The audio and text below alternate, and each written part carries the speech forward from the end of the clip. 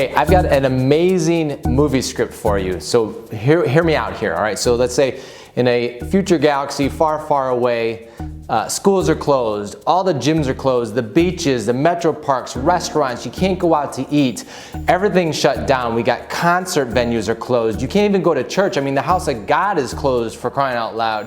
Sporting events and concerts, everything you're used to doing is just a standstill. To top it all off, you've got the 17-year cicadas are coming back. They're not supposed to. You got these giant hornets that are invading us too. We've got racial inequality at a deadly fever pitch. People are rioting, looting, and it's just, the world is in chaos. Oh, wait a minute. That's our current reality, right? Look, if you'd have told us, a couple months ago that all of this would be happening, you'd say you're crazy, and I would agree 100%. But that is the reality that we're living in. So I want you to come from a different perspective because there's so much bad and so much craziness and so much stress that's going on in our life right now.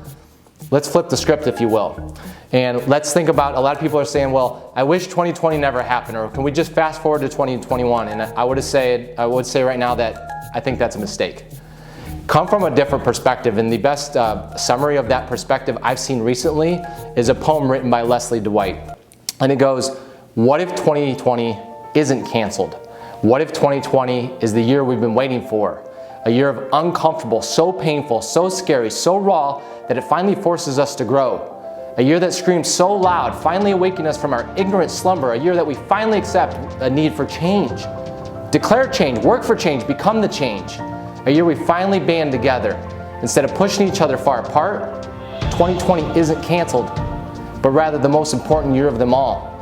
Think about it. What good has come from this time? I know for me personally, I've got to spend a hell of a lot more time with my family and my kids.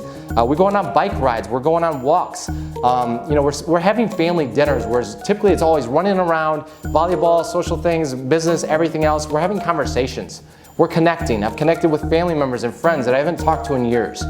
Our business had to shift. We had to survive. It was pivot or not survive. So we created a whole new revenue source. I never would have thought that we'd be doing virtual training these days. I'm sure there's some good that's come out of this for you. So what perspective can you take? Flip it. What will you continue to do in the years to come, in the weeks to come? Take those things and think about those. What can we now do that we wouldn't have done normally that can put us in a better light?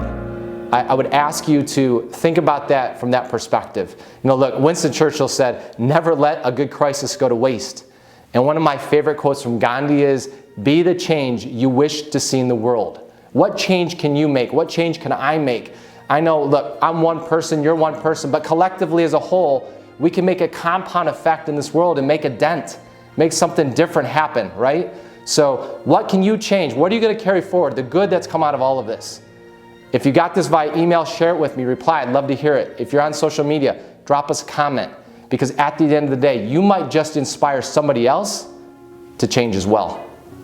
Take care.